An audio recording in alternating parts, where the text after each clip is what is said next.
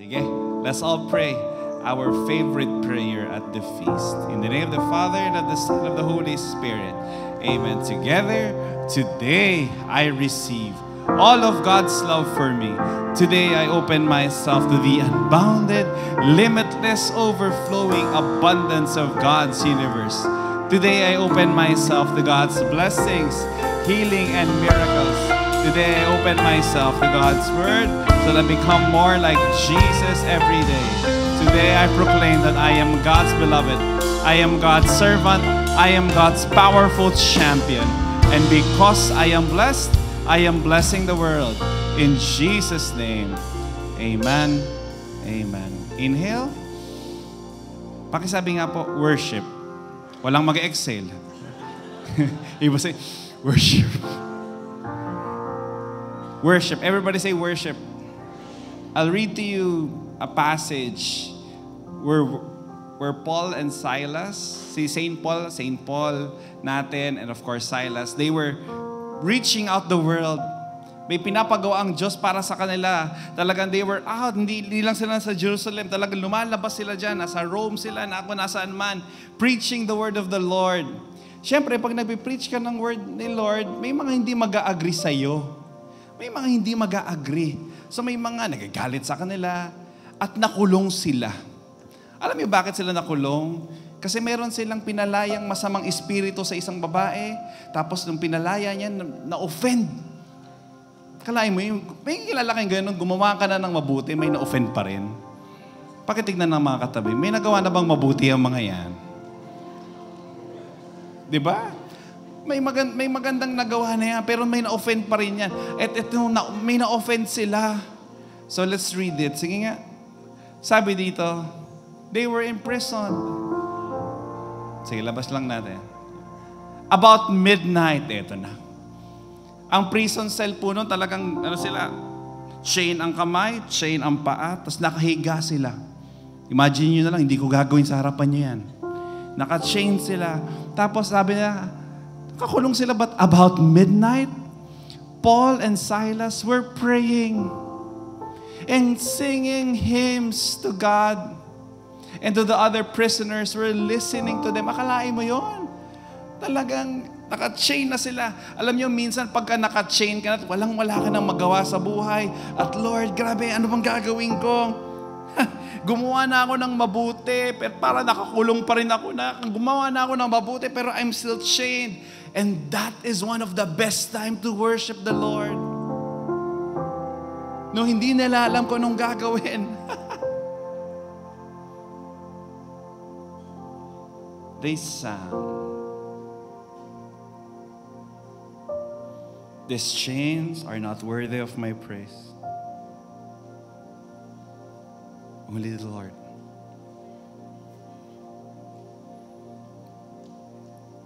These chains and my feet is not worthy of my praise. Only the Lord. So if I know that this chain is not worthy, that chain is not worthy, this situation is not worthy of my praise, what will we do?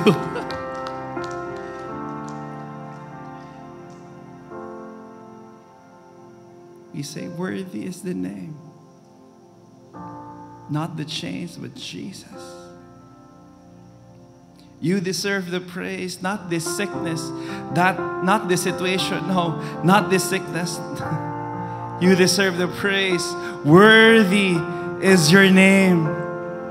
You won't understand this message if you're not chained right now, if you're not praying for a situation right now, if there's nothing, if your back is not against the wall right now, it will not make sense. But just in case you are this person right now that you are chained and there's a problem in a situation that you don't know what to do, may I invite you to worship the Lord one more time tonight. Maybe you're online or maybe you're here right now and you want this chain to be broken tonight. Can we declare again that worthy is the name of Jesus? Worthy is His name. And allow the Lord, because you know what? When you sing this, next slide. Suddenly, there was a violent earthquake. The foundation of the prison were shaken, and at once, everybody say at once. All the prisoner doors flew open and everyone else's chain came loose. Do you want change to be loose tonight? Amen? Come on, everybody now. Let's sing that one more time. Worthy is the name of the Lord. Not this chain, not this problem, not this situation, not this person. Worthy is your name. Worthy is your name. Jesus, you deserve the praise. Worthy is your name. Worthy is your name. Thank you, Lord, for your word. Let's give the Lord a big hand, everybody. Amen.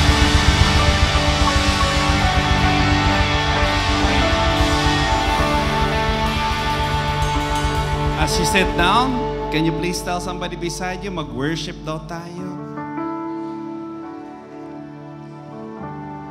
Miguel? I want to thank you, actually, everybody for being here. Pakisabi sa mga katabi, thank you for being here. Maraming salamat, worship team. Pwede ba natin palapakan natin, worship team? Maraming salamat. And I want to thank you for being here. Congratulate nyo naman ng mga katabi ninyo. Grabe. Very good. Ang lakas ng ulan, pero nandito pa rin. Humahabol pa rin. Sige lang, pasok. Sige lang. Humahabol. Sige lang. And again, for those who are online, again, I invite you to share this message. And I pray that the Lord will bless you as well wherever you may be. Because tonight, you are in here for a treat. And again, share this message to a friend. Share this message to somebody else that may be in a situation that is enchained. Talagang, Lord, gusto kong ma-break free dito. Pakisabi nga, break free. Yan. And then allow the Lord to just open the floodgates of heaven into your life. And of course, we invite you to give for those who are online. We have about, I think right now, mga 100 viewers, mga 100,000 viewers na tayo ngayon. Maraming salamat sa ating mga viewers. And again, I pray that the Lord will move you to give. Not everybody will give online. Pati naman ako, may mga church services akong pinapanood, di naman ako nagbibigay. Pero just in case you are here and then you're blessed here at the feast, maybe I'm talking to you that maybe I pray that the Lord just moves you to give here in our ministry here at the feast. Here are the many ways that you can give. I'm very sorry for, again, an extra step of, sending us a deposit slip of that transfer. But I'm working, the builders of Feast Makati is working double time in making sure that we have our own bank account number already. Ha? Para hindi na kayo mag-send ng mga details. Pero maraming salamat po for blessing us with any gift. And again, lahat po na binibigay online goes back to online as well. And how many ways? Better system, better camera, better internet, better sound system. Lahat naman po yan ay ibabalik po sa inyo. So maraming salamat po. Thank you so much. We have people from Milan that is giving. Seryoso po yan, may mga tao sa Milan na nagbibigay. Maraming salamat. From New Jersey as well. Maraming salamat. Ako convert to peso na kasi. So maraming salamat po. Thank you so much for giving. And before I go to our speaker, I just want to thank Simon. Simon, lang ka nga dito. Palakpakan natin si Simon. Alam niyo, hindi niyo alam kung bakit niyo siya papalakpakan. Bilisan mo. Wala akong masyadong oras. Simon, I met him. Kailan tayo nagkakilala, Simon? Hindi ko na maalala. High school ako noon. High school siya noon. 2017. 2017. I built a feast in Feast Makati, Amorsolo. May feast ako noon. At lahat ng uma-attend noon, mga students. Ang students, since 90% of our attendees were students, ano nangyari sa feast natin? Sara. Nagsara. Nagsara po ang feast namin. Bakit? Kasi, hindi talaga kaya provide ng feast. But I'm very happy and very proud of you because I've been looking at the financial reports and you've been one of the consistent generous givers of Feast Makati Salcedo. I know, hindi mo gusto sabihin yan and gusto mo sabihin ko yung amount sa kanila. And wag na lang. So every week, he's been generously sharing his blessings at the feast. Imagine mo from a student high school na, magkano binigay mo nun? na talaga nagsara ang feast namin to now being one of the reliable people that I know here at Feast Makati Salcedo. So maraming salamat, Simon. Yun lang gusto ko lang sabihin yun. Maraming salamat. Palapakan nyo naman to. Yeah, salamat. Hindi lang pagsuserve sa pagkanta, pati naman sa pagbibigay. Talagang idol kita eh. Sana si Jed ganyan din. At, biro lang. Hindi, biro lang, Jed. Hindi, love ko po lahat sila. And you are in here for a treat because we will be blessed. Once a month, I told you once a month, we will be inviting somebody that will bless us. And of course, who else but one of the best speakers I know in the world, my co-host during Feast Conference and the one that I copy the most of the feast from. At saka, I copy his talks, I copy his body, and and he gives me the permission to laugh hard. Can we give a big hand to my dear friend, Brother Veldon Lim? Ayan, maraming salamat for inviting me. For those of you who do not know me, wag po kayong mag-alala, hindi ko rin naman kilala, so quits-quits lang po tayo. Pero I'm one of the good friends of Brother John Silan. I'm the feast builder of Feast Bikutan. And today, nung in-invite niya ako, kaninang umaga sabi ko sa kanya, bakit mo ako in-invite? Saan ka ba naman pupunta? Kasi ganyan si John eh. Gagawa, tatayo ng feast, tapos alis ng alis, pasab ng preacher, di ba? Pupunta kayo dito, ine-expect nyo siya, mapapakinggan nyo, tapos kung sino-sino papadala niya dito. Tapos sabi niya, hindi, wala lang, gusto ko lang mag-invite. Yung pala, may promise siya sa inyo that once a month, mag-i-invite siya ng feast builder daw na magaling. So ako yung in-invite niya. Ayan, biro lang.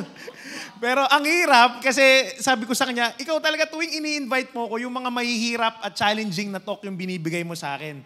The last time na in-invite niya ako dito, ewan ko kung naalala niyo yun, ang tinok ko, talk natin about Leviticus.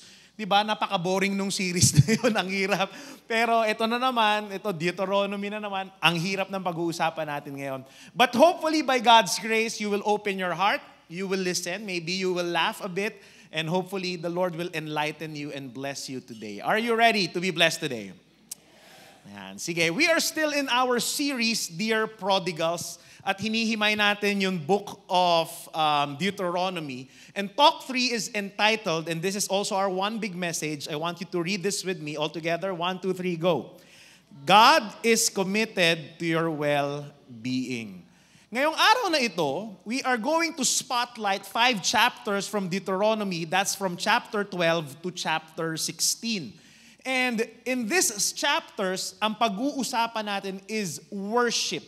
In fact, parang nagbigay si Lolo mo Moses dito sa mga Israelites when they are about to enter the promised land ng mga rules and laws about worship.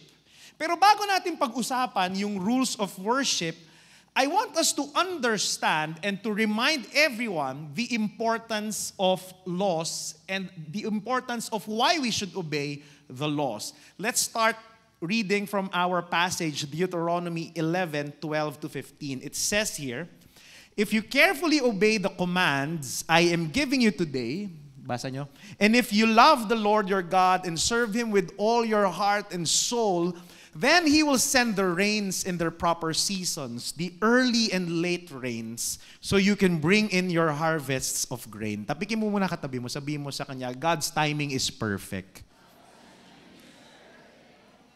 Kaya sumunod ka kay Lord, kahit naiinip ka niya, kasi si Lord, He will send the early and the late rains. Because His timing is perfect. Let's continue.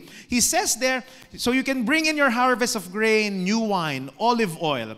He will give you lush pasture land for your livestock, and you yourselves will have all you want to eat. And then he goes on to continue on chapter 12. Be careful to obey all my commands so that all will go well with you. Tapikin mo katabi mo. Sabi mo sa kanya, all will go well. And your children after you, because you will be doing what is good and pleasing to the Lord your God. Ang galing ni Lord, no? Sinasabi niya sa atin, obey my commands. Pero hindi siya parang yung mga nanay natin. Ang mga nanay at tatay kasi, pagka meron silang inutos sa anak nila, gusto nila sundin kagad. Kahit hindi nila nalalaman kung ano yung rason, di ba? Di ba ang nanay at tatay, sige, sumunod ka!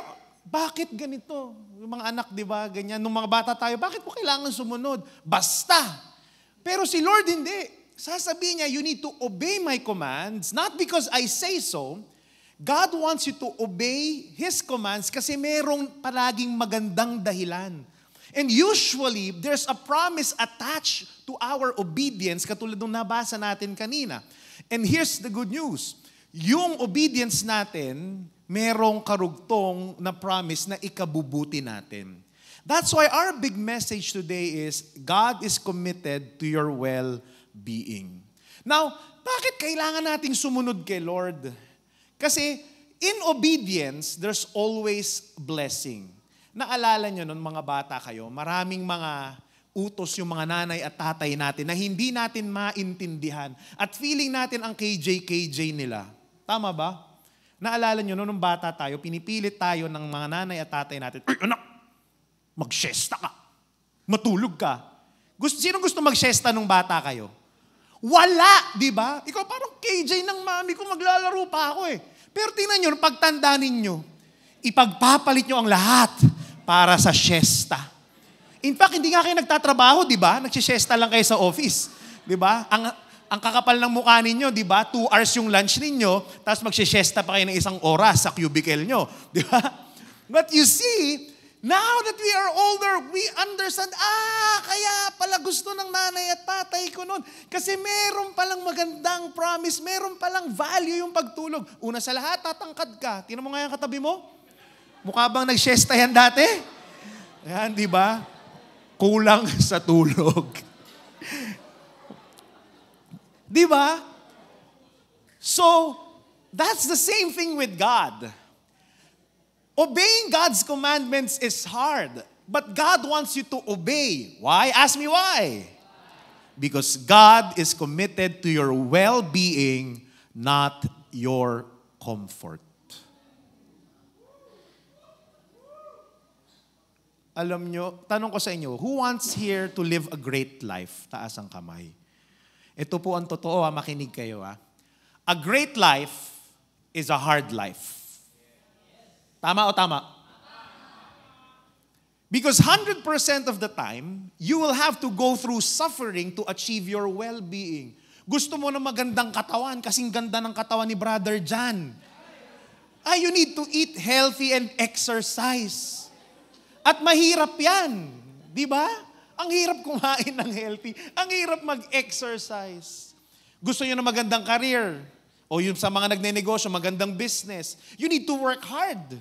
Di ba? Yung karamihan nga na sa inyo, sobrang grabe kayo magtrabaho. Bakit? Kasi alam nyo, grabe yung grind ninyo. Yung iba sa inyo, nagtrabaho na dito, after ng feast, nag-uuwi pa ng trabaho. Di ba? Tingnan mo nga yung katabi mo, nag-uuwi ba ng trabaho yan? Di ba? Minsan pwede yan, pero wag kang mag-uuwi ng trabaho kung embalsamador ang trabaho mo, ha? Medyo nakakatakot yan. You see, my dear friends, a great life is a hard life. Why?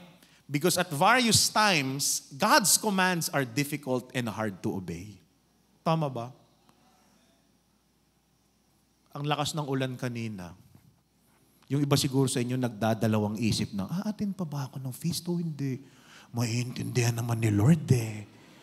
Parang mas masarap nang umuwi at matulog at manood ng Netflix kaysa magpunta, mababasa pa ako. Mahirap talaga. Lord, baka sinasabi sa inyo ni Lord, Lord, sabi sa iyo, magpatawad ka na. Yung kaaway mo, patawarin mo yan. Ano sabi mo? Lord, ang hirap magpatawad at unawain nung kapitbahay ko, kaya nung katrabaho ko. Mas madali magparinig at magpatama sa Facebook. Kaya anong pinost mo? Hindi ko ugaling magparinig sa Facebook, di gaya ng iba dyan. Parang mali no? Meron kayong kilalang ganun? Yung paparinig sa Facebook, di ba? Ang nakakatawa nun, yung nagpaparinig sa Facebook, yun talaga yung pinagtatawanan ng mga magkakakilala, di ba? Magkakaibigan. You see, a great life is not an easy life. But if you're able to go through and embrace the discomfort, God's end goal happens. At ano yung end goal niya? Your well-being. Diyan ka gagaling. Diyan ka magbubunga. Diyan ka magtatagumpay. Because again, more than your comfort, God is committed to your well-being. Amen? Now, today, I'd like to share to you, because Moses, in the book of Deuteronomy, from chapters 12 to 16, he's talking about worship. And today, I'd like to give you 2 revolutionary lessons of worship. Ilan? 2. The first one is this, that worship is relational. Sabihin nyo nga, relational. Alam nyo, worship is not just doing something. Raising our hands, doing some rituals, reciting your prayers, singing, kneeling, reading the word. That's not, hindi lang yun ang worship. Because worship is not just doing something, it's relating to someone. Lahat ng ginagawa natin, pagdadasal, pagtataas ng kamay, pagkanta, bakit natin ginagawa yan? Because we are worshiping someone. We are trying to connect and to build our relationship with God. But here's the good thing, my dear brothers and sisters, it's a very unique kind of relationship. Bakit? Kasi si Lord gusto niya, siya lang at wala ng iba. Basahin natin itong Deuteronomy 12:4. Sabi dito, nung kausap niya yung mga Israelites, they are about to enter the promised land. Ito yung bili niya, sabi niya, when you drive out the nations that live there, you must destroy all the places where they worship their gods, high on the mountains, up on the hills, and under every green tree. Break down their altars and smash their sacred pillars. Pinapasira ni Lord yung mga Diyos-Diyosan, yung mga worship places nung i-occupy nila. Because take note, yung promised land, pagpasok nila doon, hindi yun blanco. Merong ibang nakatira doon. So sabi na, pagkapasok nyo doon, sirain nyo lahat nung mga Diyos-Diyosan nila doon. Then let's continue, sabi dito, burn their Asherah poles and cut down their carved idols. Completely erase the names of their gods. Do not worship the Lord your God in the way these pagan peoples worship their gods. Brothers and sisters, what is God telling us? God wants to relate with us. But what kind of relationship? God wants an exclusive relationship with you. Sabi nyo nga, exclusive. Tingnan mo nga yung katabi mo. Meron bang karelasyon yan? Ito, mahalagang tanong. Yung relasyon ba niyan ay exclusive? Or open-ended? Hindi mo alam kung pwedeng malipat siya sa iba, may kinakausap na iba, may kachat na iba, patay. Ay nako, there's beauty and exclusivity. Bakit? Mahirap kapag may karelasyon ka na hindi exclusive. Meron ako sa kaibigan, sabi niya, pare, mahirap kapag dalawa ang mahal mo. Pogi, di ba? May kilala kayong ganon? Yung kaibigan ko, sabi, kita nyo, meron. Marami kayo, alam ko. Sa office pa lang, alam ko, marami kayong kaibigan na ganyan. Sabi niya, pare, ang hirap pag dalawa yung mahal mo. Kailangan dalawa ang cellphone mo. At mahirap pag dalawa ang cellphone. Bakit? Isipin mo, lahat ng apps, doble mo i-upload, di ba? Tawag dito, i-download rather. Tapos, magastos. Dalawa nga yung app yung cellphone mo eh. So sabi nito kaibigan ko, kaya tinigil ko. Bakit? Kasi pag dalawa yung cellphone mo, ang hirap, baka malito ka pa. So ang ginawa ko, nag-isa na lang ako ng cellphone nung na-realize ko sobrang hirap. Pero ngayon, mahirap pa rin pala. Bakit? Kasi kung isa yung cellphone mo, pero dalawa yung mahal mo, kailangan kong ibahin yung contacts nung isa, yung pangalan sa contact. Pinapangalanan ko siya ng mineral water delivery. Yung parang hindi halata. Kaya tuloy nagulat ako, sabi niya pare, one day, ay nako. Nagulat ako, yung mineral water delivery boy namin, araw-araw yan nagpupunta sa amin. Actually, once a week nagpupunta sa amin. Tapos tropang-tropa ko talaga, yung close kami noon, kabiruan ko. In fact, kabasketball ko pa nga yun kapag kahapon. Pero one day nagulat ako, sabi, alam mo bakit? Kasi biglang nag-iba ang lahat, parang pagpasok niya sa bahay, nagmamadali umalis. Ayaw kong kausapin. So nagtataka ako, ano bang problema nito? Ano kayang nagawa ko? Tapos alam mo, nakita niya, dun sa cellphone niya, na wrong send pala siya.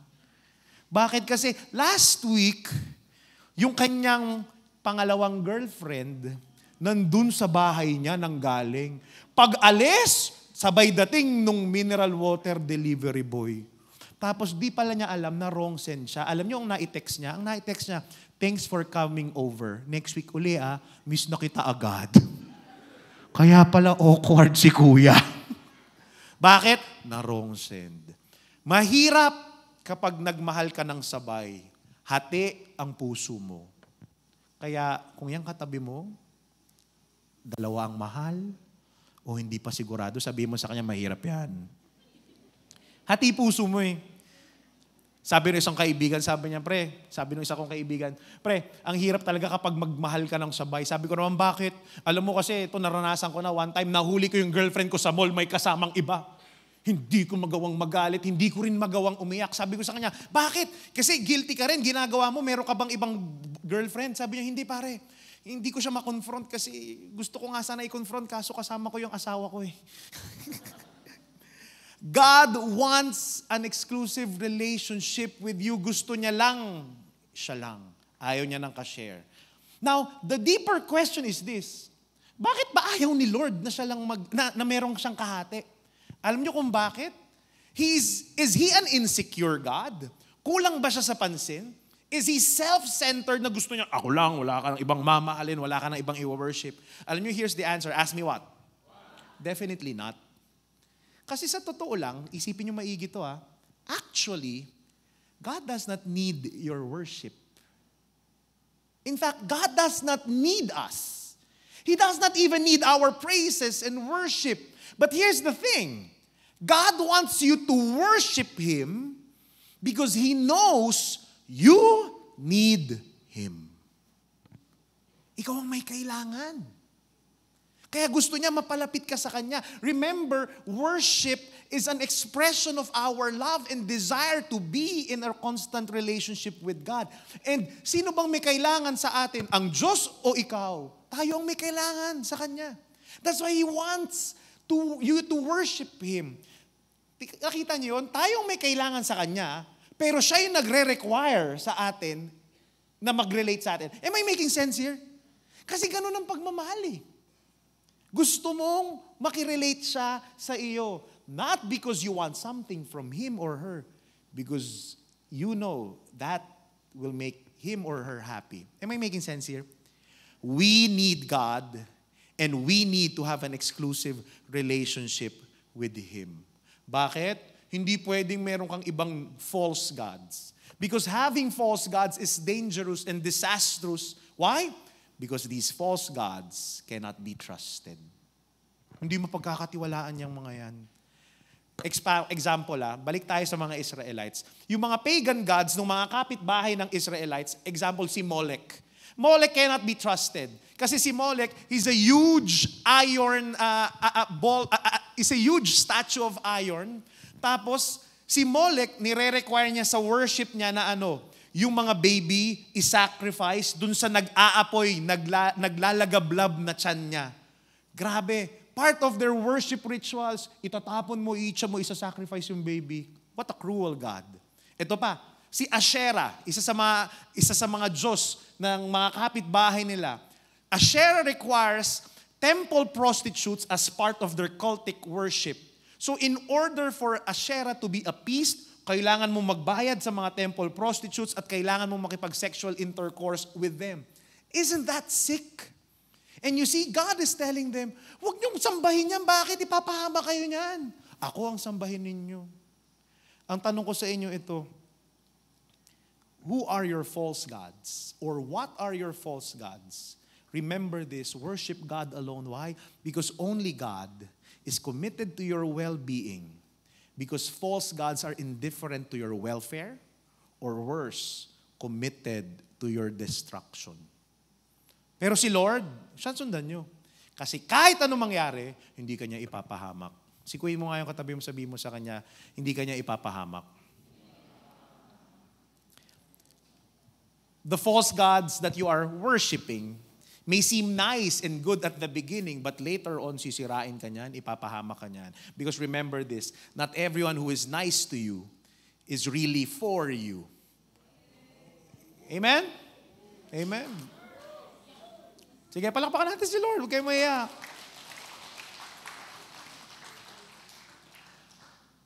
Question. Are you worshiping false gods besides God? Yung mga kasalanan, klaro sa atin yun hindi natin dapat sinasamba at ginagawa yan. Tama? Pero alam nyo ba, there are certain good things in your life that if that good thing replaces the place of God in our lives, everything crumbles down. For example, your work is good, but never let your work be your God. Meron kayong kilalang ganun, pakamatay sa trabaho masyado? Grabe, walang pahinga, nagkakasakit na, nane-neglect na yung health. Take note, maganda po magtrabaho, sipagan mo. Pero please, never forget your health. Never forget to rest. Never forget also your calling as a husband or wife or as a child or as a family member. Bakit? Hindi mo Diyos ang trabaho mo. Tingnan mo nga yung katabi mo, mukha bang workaholic yan? O mukhang alcoholic lang?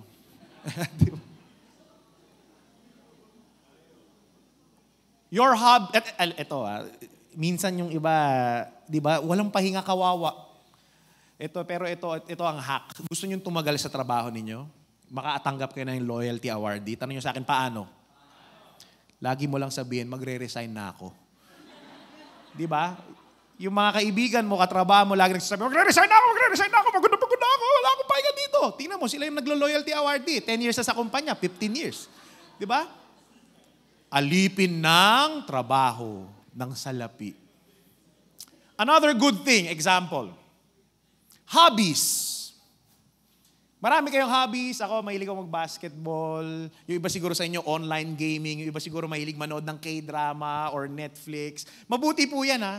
Pero please, walang masama doon, ha? Pero ang akin lang, kung yun lang ang ginagawa mo sa buhay mo at napapabayaan mo na yung trabaho mo, yung family life mo, yung spiritual life mo, aba, problema din yan.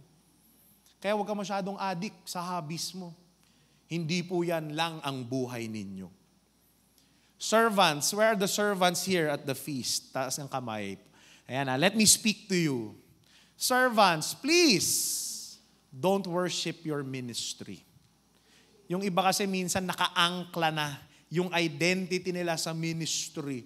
Alam nyo, nung Saturday, ang buong Mega Manila Feasts, meron kaming sports fest. Tapos nung Saturday, volleyball finals game. And ang feast namin, yung feast Bikutan, nakaabot sa finals. Ang Makati, nakaabot sila rin sa finals. In fact, nag-champion sa basketball ang feast Makati. Palakpakan nyo naman ang district ninyo. Diba? Kaming mag-asawa, talagang gustong-gusto namin manood ng volleyball game. Finals na eh. Kasi in the previous games, nanood kami to support our co-servants, feasters. Siyempre, as a feast builder, gusto nila, ibang klase pag andun yung support ng leader mo eh, di ba? So sabi namin, nung Saturday, tara pupunta tayo doon. Talagang excited na kami, nakaprepare na lahat ng mga dadalhin namin. Ang problema ito, 3 days before the volleyball game, nalaman namin na yung grade 1 naming anak, parent orientation pala sa school. Tapos, ang volleyball game is 9 a.m. Ang parent orientation is at 7:30 a.m. So, alam nyo, talagang kami mag-asawa, tara, mag-attendance na lang tayo sa parent orientation. Nakita nyo, di ba, ang ayos ng priorities namin sa buhay? Di ba? Pero nung nandun na kami, naku, late nag-start. So, nung tinitingnan namin orasan namin, hindi talaga aabot. At mas kailangan tayo ng anak natin dito. Alam nyo, sabi ko na lang doon sa mga co-servants namin, hindi na kami makakaabot parent orientation nung anak ko. Kaya hindi kami makakaabot. Buti na lang hindi kami nagpunta. Alam nyo kung bakit? Kasi walang napanalunan kahit isang set yung team namin nung finals. Kaya ako, sabi ko, sorry hindi na ako nakapunta pero nagpadala ako ng pera. Pambili nila ng kwek-kwek. Kasi magbo-blow out ako, bumili kayong kwek-kwek. Sabi nila, bakit kwek-kwek, brother? Kasi 0 naman yung score ninyo eh. Kaya puro itlog. So yun na lang kainin ninyo. But kidding aside, importante sa akin yung ministry. Pero klaro sa akin na mas importante yung anak ko, yung pamilya. Am I making sense here? People in your life, they might be important to you. But please, kahit gaano mo kamahal, huwag mong gagawing Diyos. Meron isang kaibigan na single, nahuli niya yung boyfriend niya, tinutu-time siya, durog ang puso niya, talagang wasak na wasak. So ano sabi niya? Wala, sakit-sakit. Iniwan niya. After 1 month na nag-move on na siya, na-realize na hindi niya pala kaya. One day, nag-text sa kanya yung ex niya, sabi niya, musta na you? Kumain na ba you? Sabi, bad trip ka. Sinaktan-saktan mo kung ngayon, nangangamusta ka. Binitawan niya yung cellphone niya. After 5 seconds, dinampot niya, okay lang ako, ikaw. Rupok ni ate. Nagkita sila. Sabi niya, kailangan ko ng closure. Magkita tayo. Alam, meron kayong kilalang ganun? Meron kayong kaibigan ganyan eh. Kunwari, gusto ko ng closure. Pero ang gusto talaga nila, reopening eh. Yan ang gusto nila eh. Diba? Para tumagal. So, andun na, nagkita sila. Nung nagkita sila, sabi niya, sana ako na lang uli. Tapos ito, dito siya na-shock. Durog ang puso niya. Sabi niya, sorry, pero kami na. Sakit! Grabe, hugot na hugot ka, te ha. Grabe, parang ikaw ba? Grabe, talagang buti na lang, di ba? Buti na lang, sinugod mo ang ulan. Kasi para sa iyo itong message na ito. Nga, di ba? May reason talaga ba't kayo nandito di ba? At ito ang malupit. Sabi niya, balik ka na. Hindi ko kaya nang wala ka. At ito, pinakamalupit. Kahit ako na lang yung number 2. Oh! Sakit to. At ang sabi ko sa kanya, ate, let go mo na.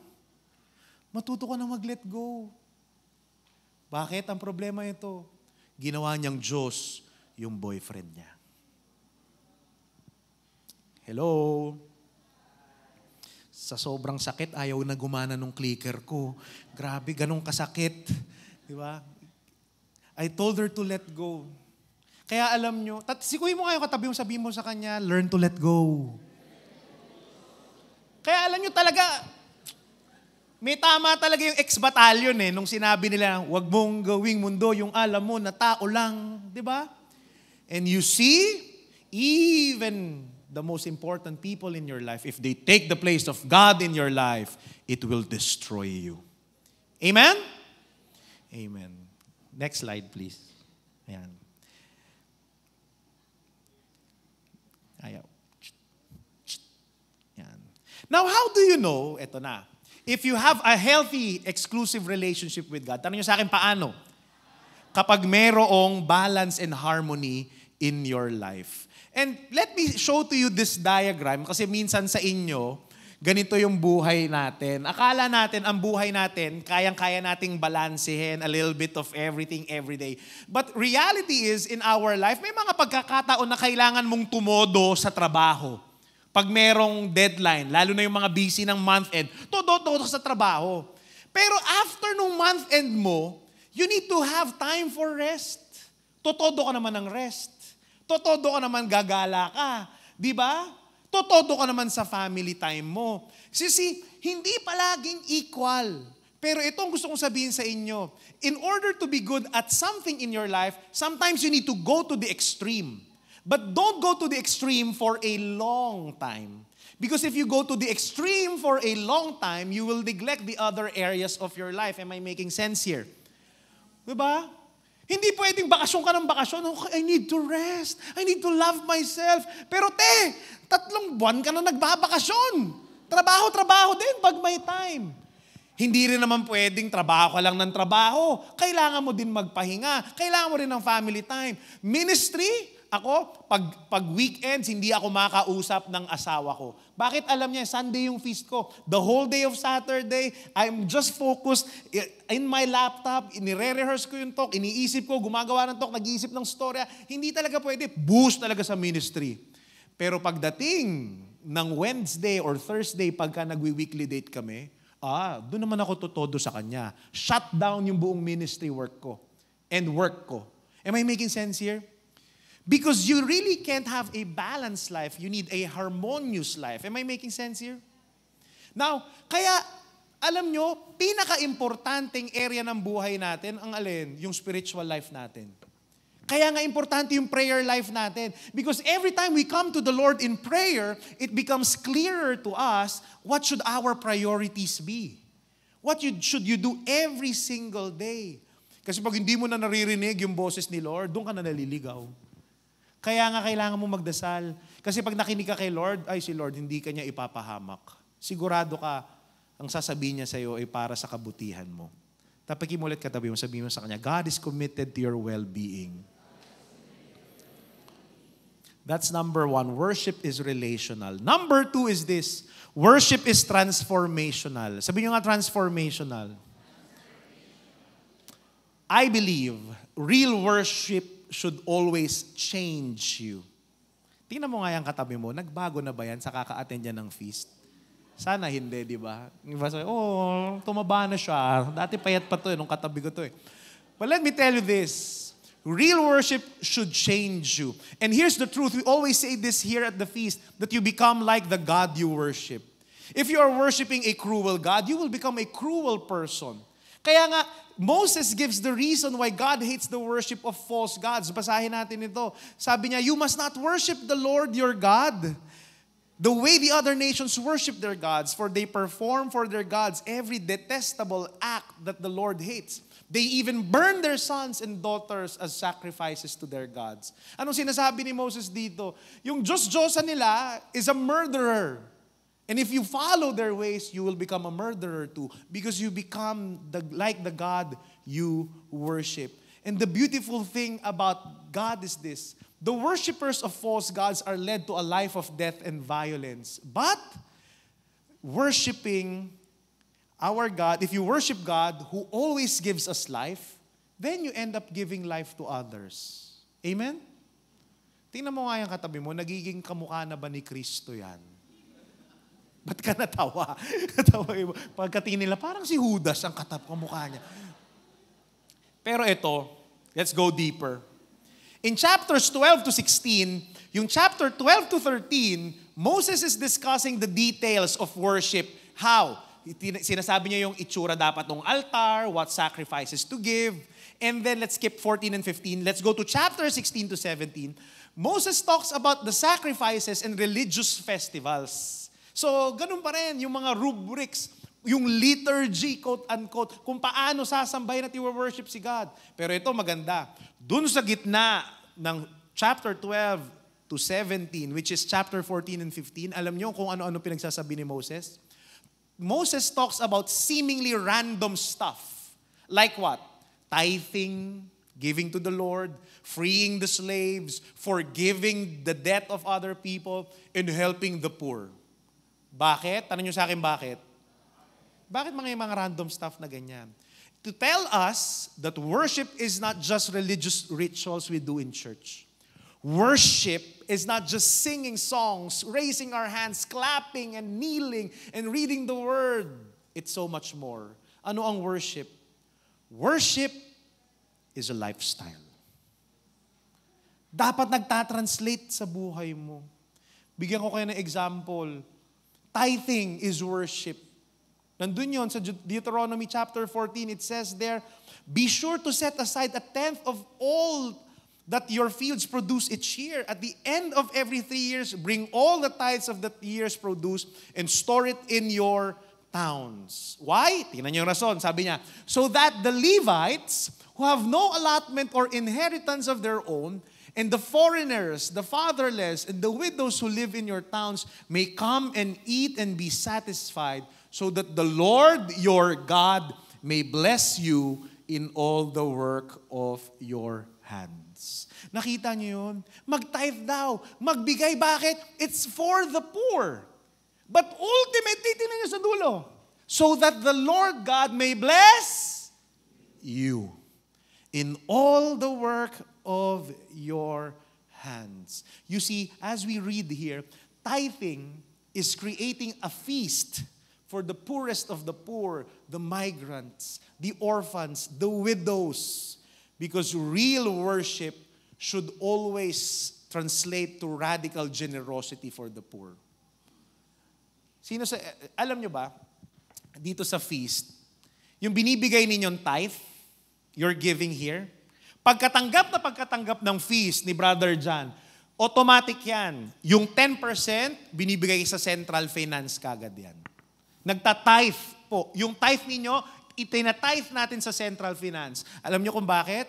Kasi yung central finance, binibigay yung tithe natin saan? Sa mercy ministries natin. Grace to be Born, Anawim, Home for the Abandoned Elderly natin, Jeremiah Foundation. Kaya naisip nyo, tuwing nagbibigay kayo, you're not just helping this wonderful feast para gumana. You are also helping the poor. Kaya palakpakan nyo ang bawat isa. Kaya lakihan nyo yung bigay ninyo. Bakit hindi lang para dito? Kasi kailangan ng mga kapatid natin na mahihirap. Wala silang ibang aasahan kundi tayo rin lang. Amen? Yan. Worship should translate to radical generosity. Now,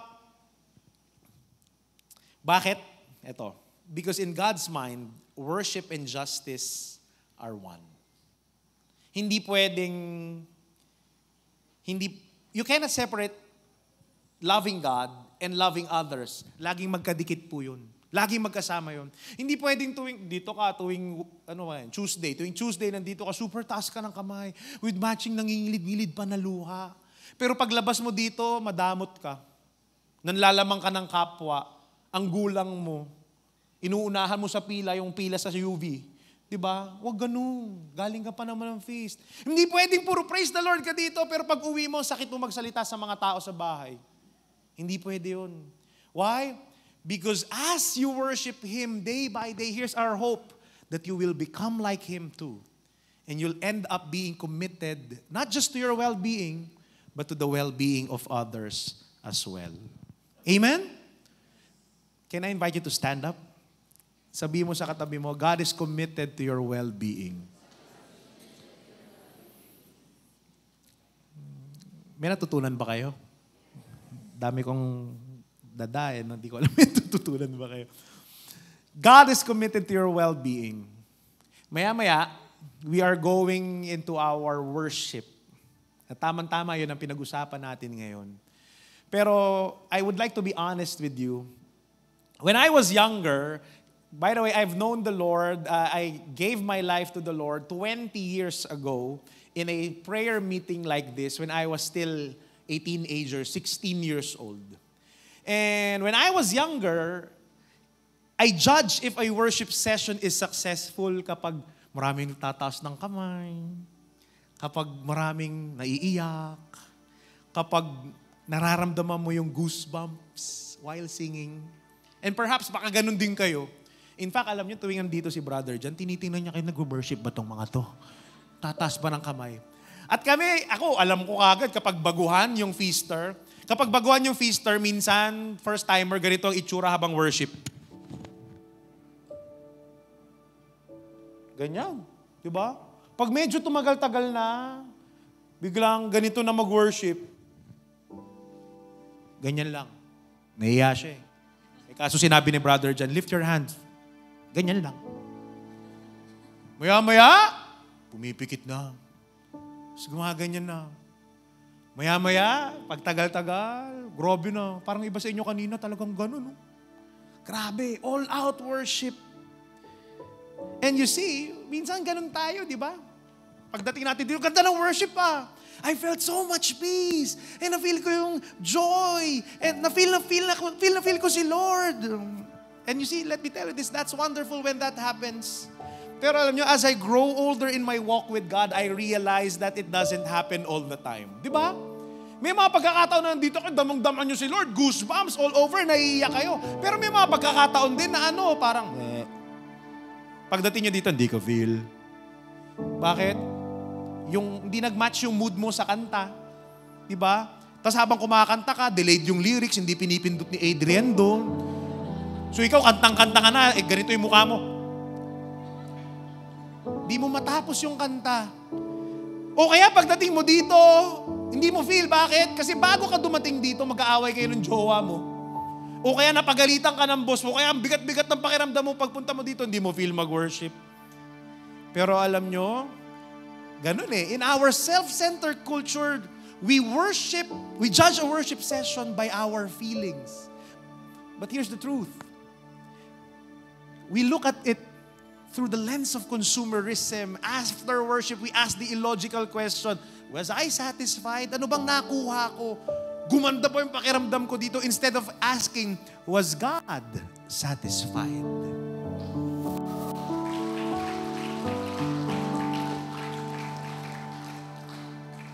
Some of you here right now, you might not feel like raising your hands or worshiping, or maybe you don't just, after all that I have said, parang wala lang. Let me tell you this, sa akin okay lang. Kasi kahit hindi mo masyadong feel, ang mahalaga, nandito ka.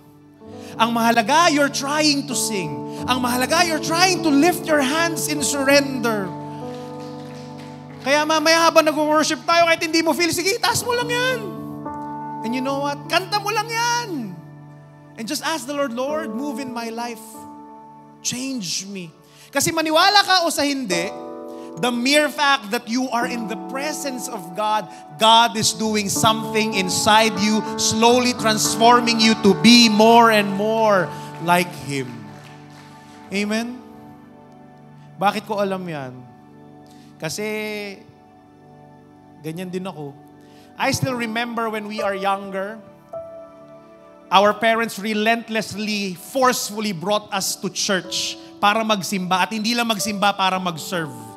And when I was a teenager, alam nyo, yung sobrang desperado ng nanay at tatay ko na gusto nila ma-instill yung life of doing ministry and service to us.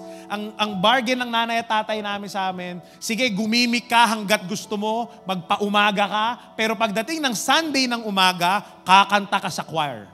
Kasi kami pong buong mag-anak, tatay ko, keyboardist ng simbahan. Nanay ko siya yung conductress nung aming choir. Tapos kaming 5 magkakapatid, part kami nung choir. Soprano, alto, tenor, bass, kumpleto kami. Ay, grabe. Yun talaga yung nakagisna namin. And when I was in college, I used to live a double life. Serve ako sa ministry, pero ay grabe, pag Saturday ng gabi, walwalan yan. Pamorningan yan. Grabe ako uminom. Nakakaubos ako ng isang case ng beer. Tapos may umiikot pa na gin pomelo.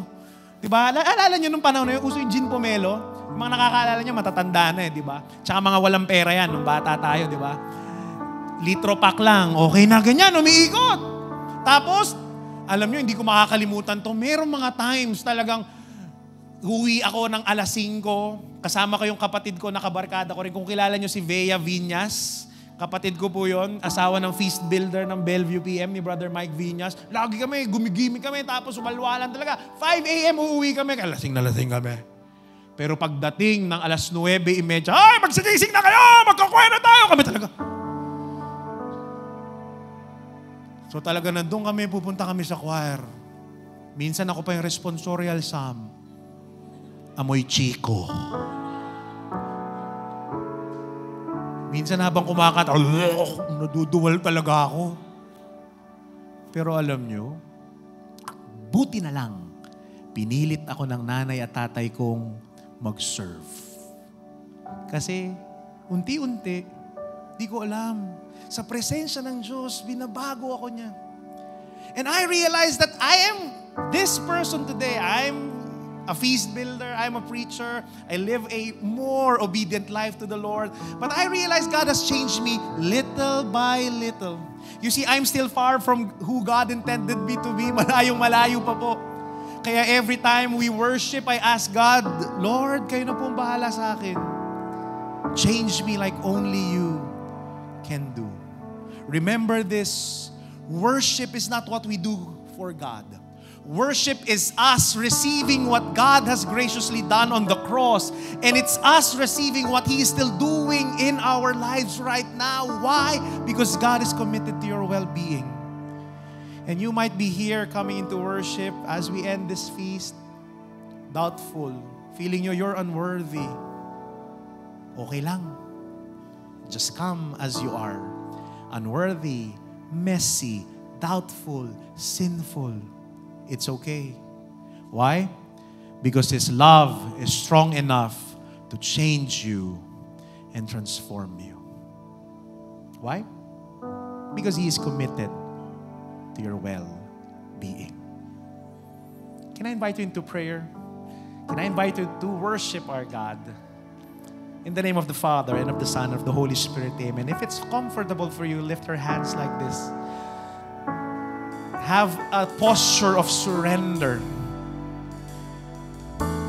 Even if you don't feel like it, just let the Lord move in our lives tonight. Father in heaven, we praise and we thank you for leading us here today.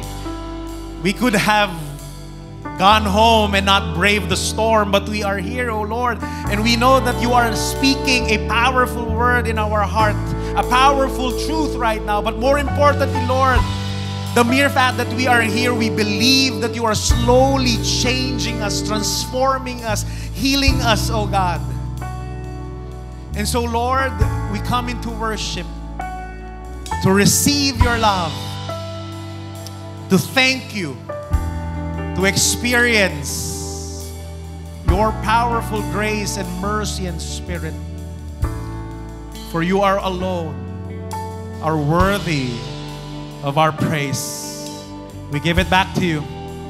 Change us, mold us to become like you. This we pray in Jesus' name. Amen.